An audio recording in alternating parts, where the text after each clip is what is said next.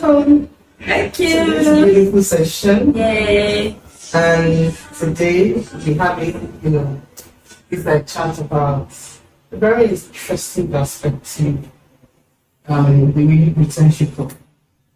Before we delve into it, tell me a little bit about your career before you. Currently, I'm a budding social entrepreneur. I own my company, the Yetunde Durand Enterprises. So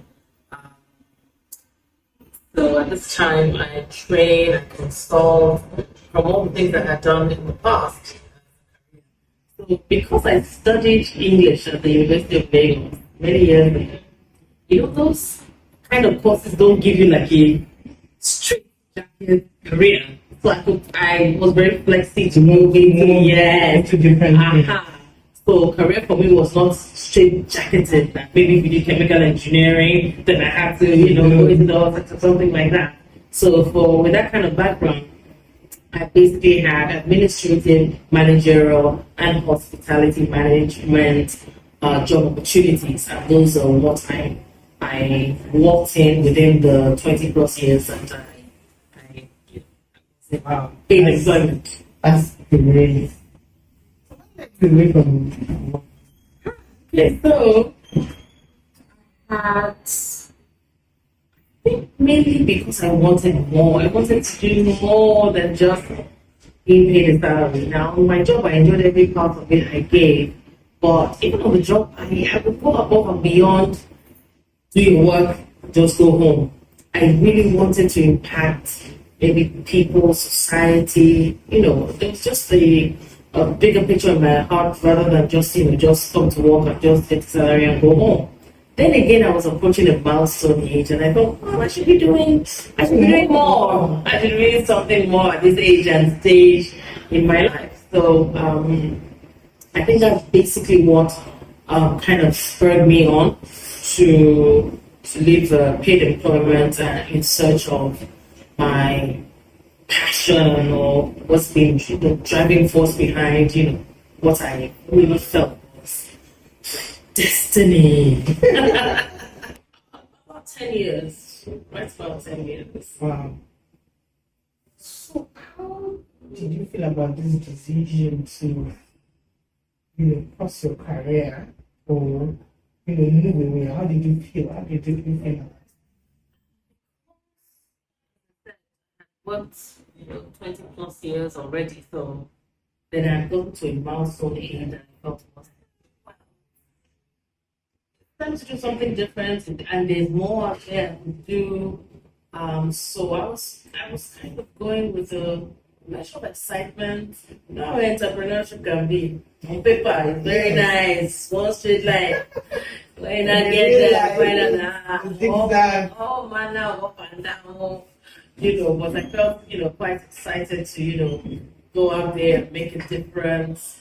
And of course, with a bit of trepidation because there's no safety net or the salary or structure, But, that's kind of what, got me spurred on to living big and fun.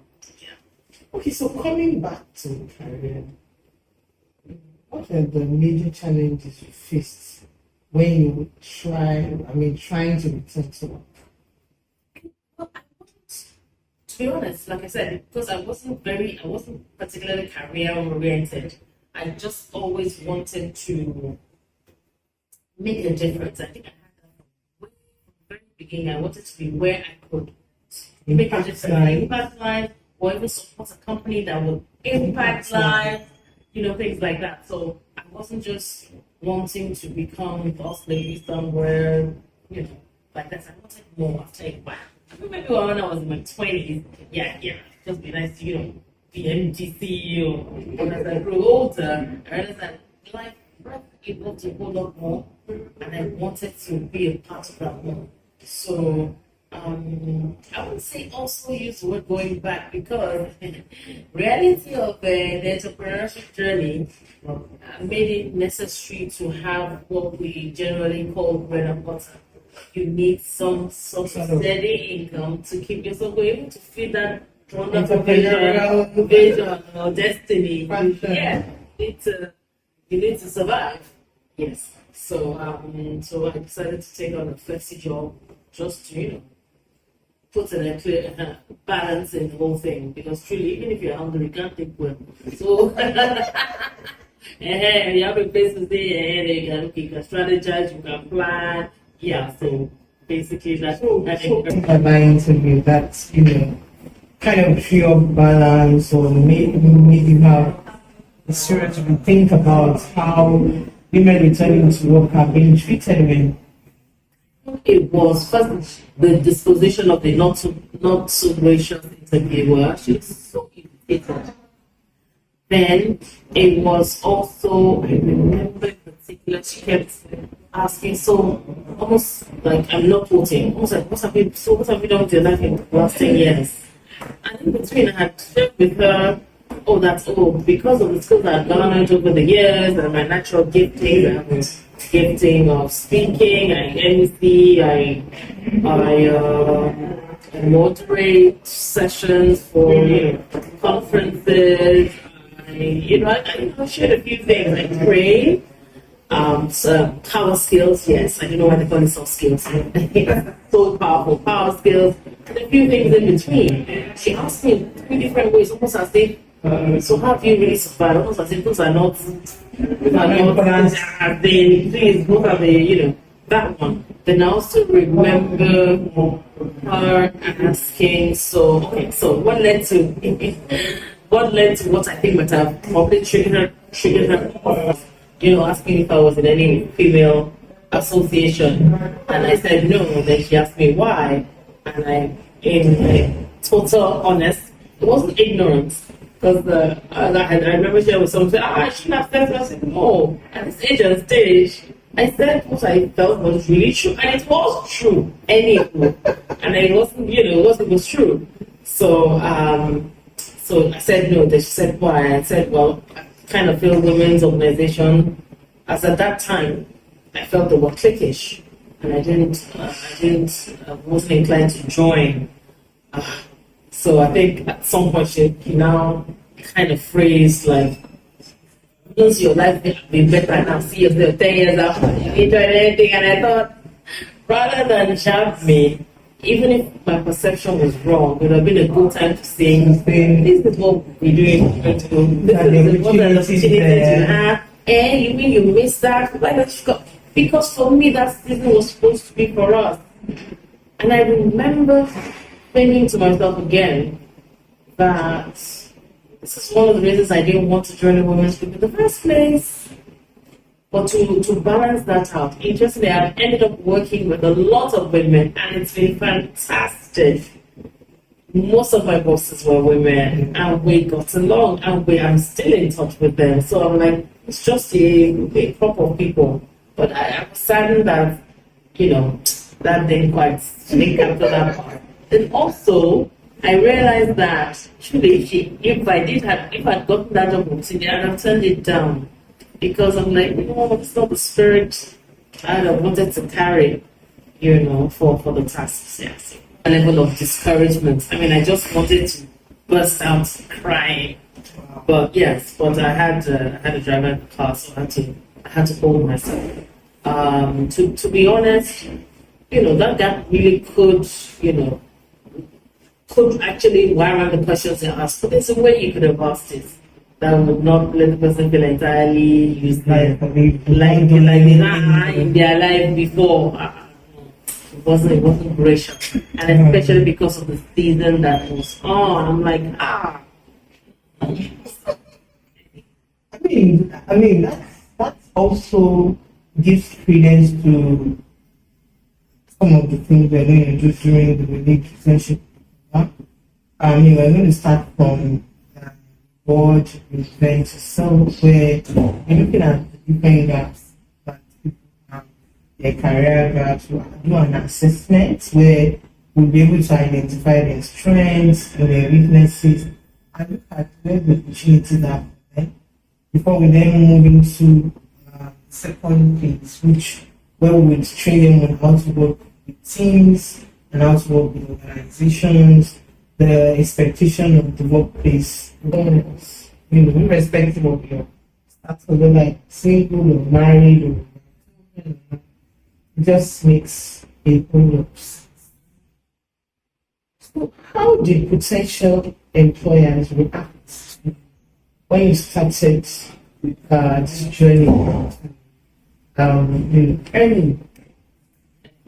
So, I didn't get the memo on time. Maybe because I had the safety net of a place to stay. I had some savings, and honestly, I didn't think that my entrepreneurial journey would be long. I just thought another year or so. I know this person, and everything would have, but it took much longer than I had anticipated. So resources had depleted, and the sort of income I thought would come from maybe the visions and the ideas and the services I had was not commensurate to what I was giving out. So it led to that gap. So I wasn't actively job hunting, but when I realized that the need to also, even if you have a safety net of a place to stay, you're still a contributor, and you should be. So, and of course, the Nigerian economy up to the downstream is not very stable. So it led to, I had crunch time. I had to make a decision to do something more. And I think one of the things that kind of made me a bit hesitant was not failing. I felt if I got a job, I kind of failed at my entrepreneurial journey. So just that mindset of, maybe I didn't do well, then let me now go back to work. But truly, if it's taught properly, like what your organization is doing, you realize that, hey, that balance should be there. You must be able to survive to be able to dream the dream and to see the vision. So something like that. It's a particular job interview that I went for that was not so pleasant. But it was it gave me a perspective on things. And interestingly, it was like this time last year. It was like exactly a year ago, because it was in the month of March, and we had just had Mother's Day.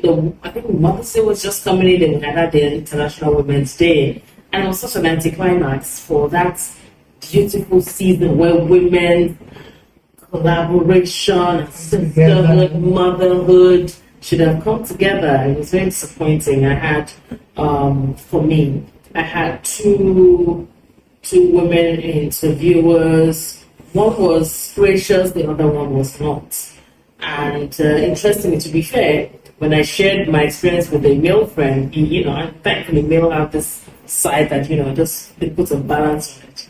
And he was like, they didn't say anything wrong, because on paper, they're like, this gap is very long now, what's going on with you, blah, blah, blah. But in my perspective, it could have been better. It could have been better shared. It could have been better explained, and it would have been the greatest opportunity to win me over. So even if I was a silly woman, I was a foolish woman, I think it would have been more gracious to use the opportunity to move me over, enlighten me better, and rather than just discard like, what have you been doing with your life all this time? Oh my goodness. What were the specifics of the workplace? Knowing that a lot of things are tech-driven now in the workplace, so we're going to also be able in the tech to work in the workplace. And then move to the coaching and mentoring session, where experts who have either told this journey or who have had the opportunity to enroll other coaches and mentees through this journey, they will be able to enroll them, share experiences with them, and guide them as they enter workplace. So tell me, what have you been up to? Plenty things, though. That's what my interviewer should have been asking me. Quite a number of things within that period. So currently, social entrepreneur, yes. I used to call myself budding, but I'm like, you budded for so long. Now you're a social entrepreneur. So I created content, particularly for I have a passion for nation building. Nigeria has given me and many people plenty headache. And I said, instead of, well, we're going to fix other people, I can't fix other people once there's a huge gap here. And it truly is an opportunity because the gaps are so wide. There's plenty of work and enough work for all of us in Nigeria to do. So I just thought, you know what? Rather than spend time complaining and griping, and since we don't have we're not going anywhere, some of us are going to be here when those who japa will come back. Meet us. They will meet us here. So I started to think of possible solutions that, could, make Nigeria thrive. So I thought of a program called Think About It, which is like a mindset re-engineering. Because even if you have the best leaders, do you know that the mindset of the United States in Nigeria is not correct? So if you have the average citizen in its millions, then you have just a handful of good leaders. Perfect square one. Then the other one I created was the 7,000 Project, which was like comparative analysis of Nigeria, and I had my case study was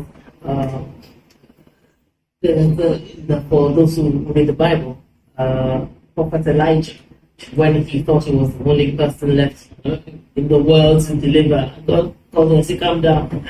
I have people like you as well. And it's almost the same way Nigeria is. So a lot of times Nigerians go, there are really no people, there's no better person. But I'm like, I looked at it within my circle of friends and no, now these are not perfect people, don't get me wrong.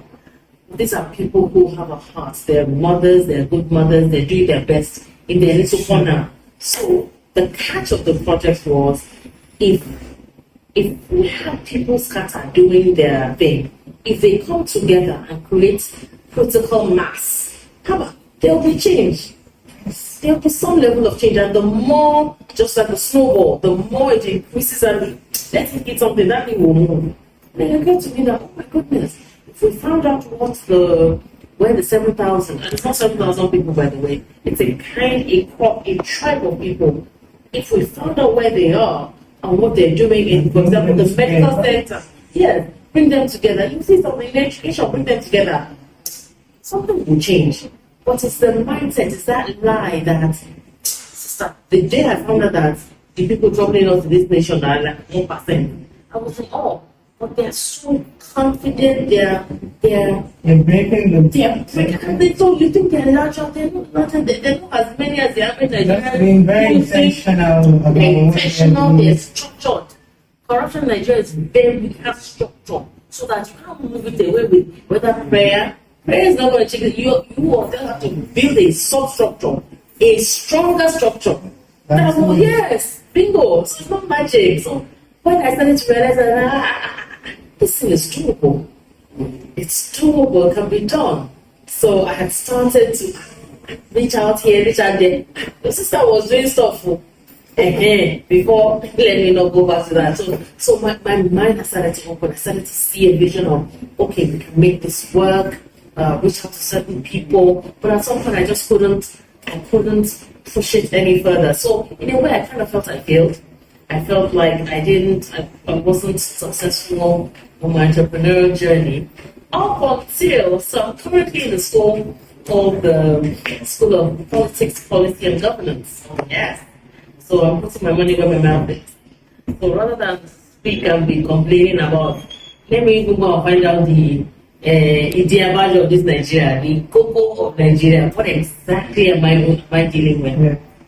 I didn't get into that school because I was trying to solve all the problems. I even wanted to find out before you can solve the problem. What's the root cause? What is the issue? What's the real cause of the problem? And it's been very enlightening. So all the time that seems to have been like, what were you doing?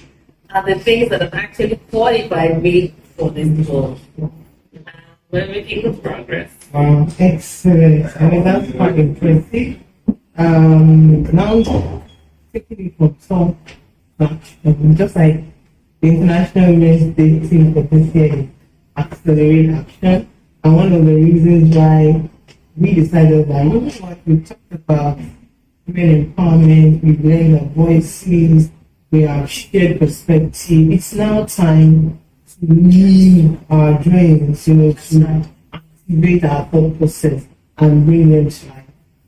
So, if there's no advice we will give to women who are looking at returning back to, they have this gap in their career that I'm talking about, and I'm looking at returning. I would tell them in a one straight sentence, go and take the WELEAD Returnship Program. Because from what you have shared with me, it would have made my journey back into the learning capacity Easier. a lot And easier, more seamless. more seamless, less discouraging, knowing that, and because of the digital work you do, for someone who's turning, maybe who took a maternity break at the age of 20 something to 30, it's different from a woman who in her 40s, it's different from someone who probably now had children, she's an empty nester, children have gone and she's approaching 60 and wants to go back, but she's still got a lot to give.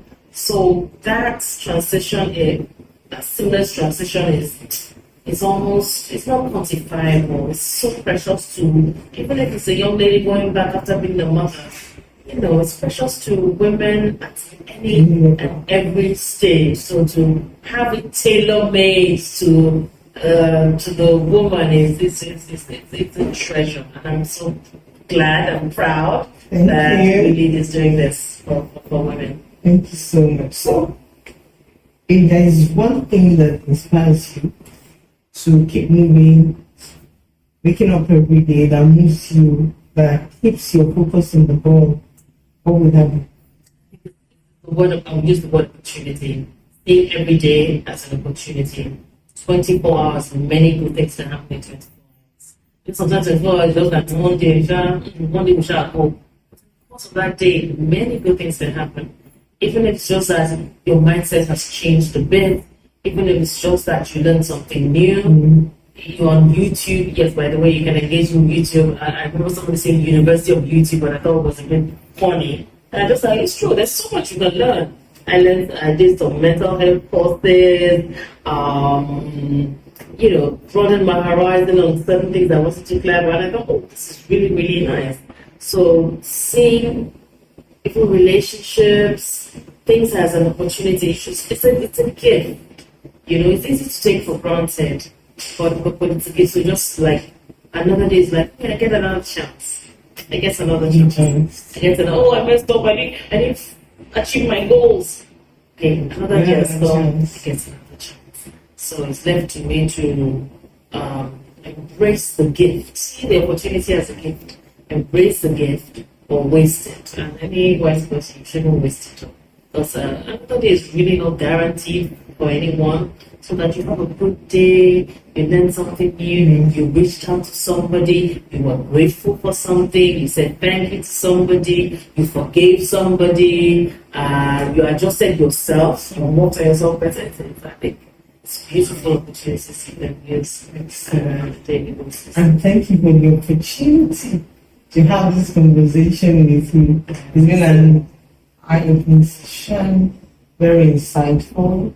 And of course, in this journey, we wish you all the best. The new endeavors, thinking, everything that you have in you, we wish you all the best. Thank you so very much.